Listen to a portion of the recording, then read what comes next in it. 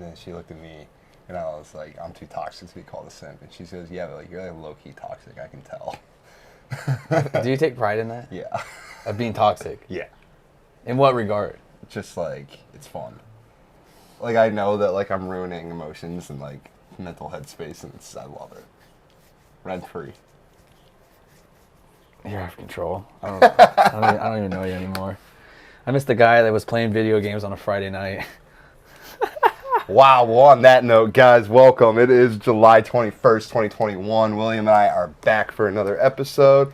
Look at this. Our timelines, our schedules, everything just worked out. We're sitting here together. What is this? I'm very happy that it worked out. It's been a while. I'm glad we are back. We got a lot of stuff to get into. I hate getting serious. We have one serious topic today, but other funny ones. I got a new job. Yeah, rip the Band-Aid off. Do it now. You're leaving me. Tell everyone about it. I got a job in Phoenix, Arizona at Fox Sports, and I'm going to become an executive producer for the morning drive show for their station. It was an opportunity that I had to take. I couldn't pass up. No. And, you know, I was talking with Dale before this, you know, other than when I had COVID, you know, WOTM, this is our life, basically the last year. We had never taken this long of a break, and Dale got pretty busy at work. Our schedules were kind of flipped. So the last couple of days have been nice because we've been able to get off. Don't sugarcoat it. Our schedules, we literally have barely seen each other in 3 weeks. Yeah. If not longer. Like, so that kind of explains, I mean, when was the last time we saw each other? Or, I mean, I've seen you, but for the air, for our fans. Realistically, when National... 4th of July? Yeah, 4th of July weekend. Like 4th of July weekend, I had the tank top on. Yeah. No, it's going to be back. And we just wanted to assure you guys that this isn't going anywhere. We worked way too hard to get to this point and build this kind of following. And the support has been great. Because there has been people that reached out that threatened to unfollow us. So please don't do that. And unsubscribe. Please don't do that. We up, man. We're still here. We're still here. We had some other stuff we had to take care of. There's going to be some curveballs. We got to figure out schedules, agendas, like what it's going to be. But yeah, like Will said, we're still here. Nothing really is going to change. Just like me losing bets, nothing has changed since last time we talked to people. So adversity betting for a reason. Now we've gone through some shit. Specifically, Dale. During the Euros, like I said, it's been a lot's happened. We'll talk about the Bucks in just a second. Congratulations to Milwaukee. Italy fucked you really bad on the pitch. This is how bad the Euros were for me. I'd bet Italy 3 times to win the game. They win the game, and I lost every bet. Like, there was no way to explain my anger and frustration at that point. What hurt more, your hangovers on Monday morning or having to pay the bookie on Monday morning? I don't know. Both of them were tough. Both of them were tough. Both of them were tough. That was a fun Sunday after the game, though. Yeah, so Italy, England, we were trying to go to an English pub. Didn't work out because people were lining up at like 6 in the morning. I didn't realize people actually like soccer that much.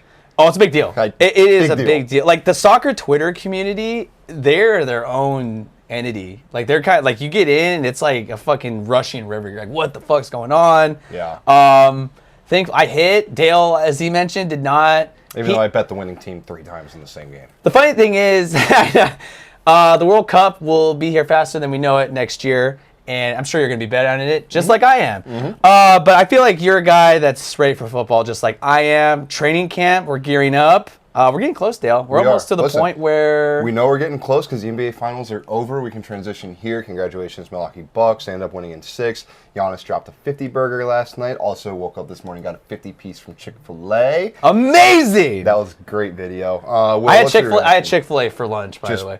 That inspired me. I literally went, I updated my rewards card on my app. Unreal. I'm that much of a nerd. Thoughts though, it's funny because the last time we were on, we were all on the Suns trade. Chris Paul was just already in the Hall of Fame already. They were cementing Suns in 4, and then Suns in 4 guy turned into Suns lose 4 straight guy. That's literally what happened. And the Bucks win in 6, as Dale said. Yeah. You don't really like this, but Giannis wins the MVP. I mean, he had a 50 burger last night. I don't like it. It's just like, I don't know. I just still don't think the Bucks were the best team. Like, everyone was hurt this year. Like, it was a weird year. Like, people are Kevin Durant's shoe. Remember that game 7? Dude. If it's behind the line, the course of history changes by an inch. No, for sure. I just don't like the way that Giannis is already being portrayed. Like, come on. He hasn't dethroned anybody. He hasn't dethroned the GOAT. Like, people are acting like this dude's just won his 6th straight title. I will say this, Dale, and for all the LeBron lovers out here, and I feel like LeBron really hates this because he's not invited to this club.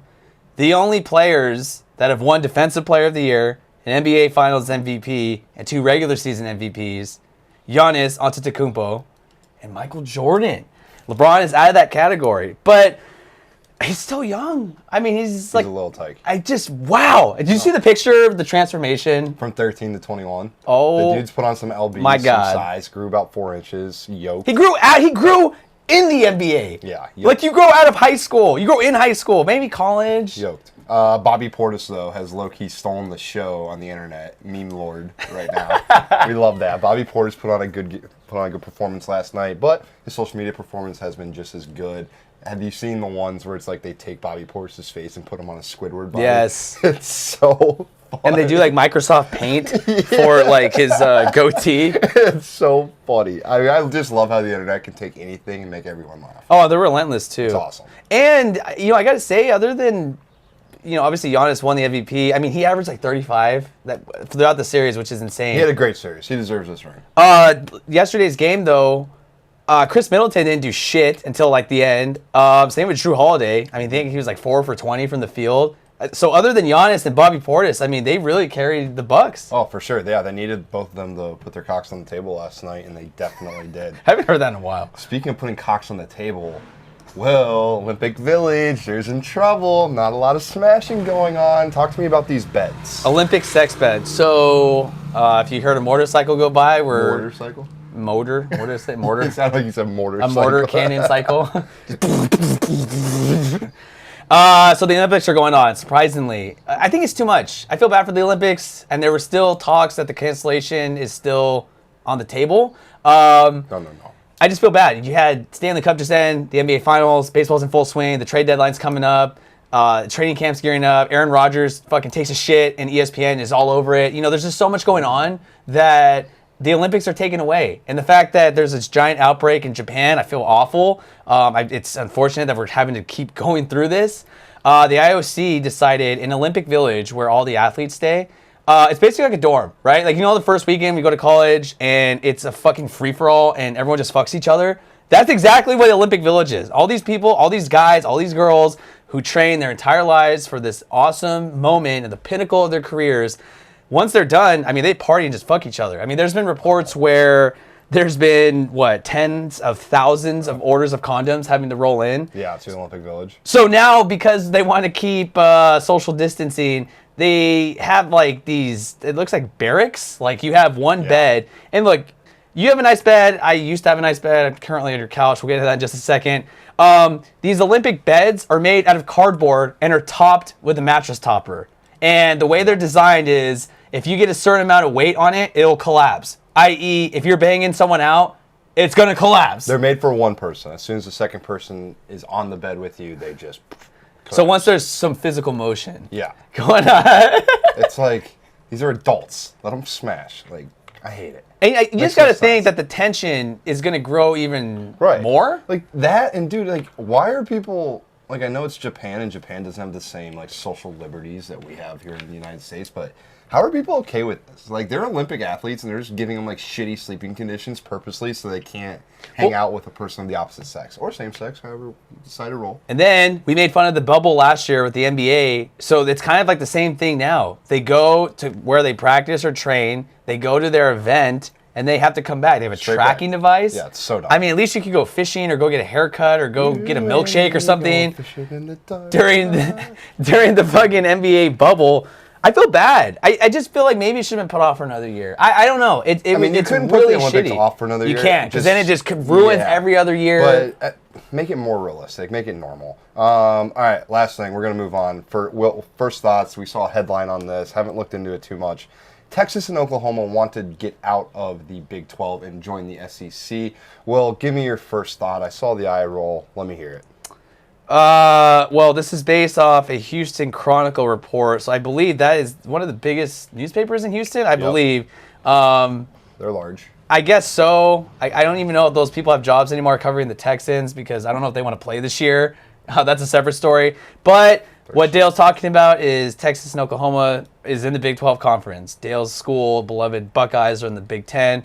They aren't going anywhere. No. So we all know that Missouri and Texas A&M were a part of the Big 12 forever. And in 2012, they decided to stand alone and go to the SEC. Well, the AD at Texas A&M is just dying on this hill of saying, we want to be the only Texas school in the SEC, which I kind of respect. That was that first season with Manziel when he won the Heisman. It kind of made a huge splash. Oh, yeah. I guess surface level thoughts, just stay in the Big 12. This realistically, there's so much money that happens. There's so much shit that you have to take care of paperwork wise, conference realignment again, because then again, that fucks the Big 12. So who's going to come and replace them? They're basically the money makers. I mean, you guys are the money makers of the Big 10. Clemson's ACC. We know Georgia, Alabama for the SEC. LSU. Texas, Oklahoma, they're not going anywhere. No. And look, my school will never play in the fucking final, and I've accepted that. We're a basketball school. Your school, though, you guys have played each other in bowl games. You guys have played each other, I mean, potentially maybe down the road in these expanded playoffs. I mean, what are your thoughts on this?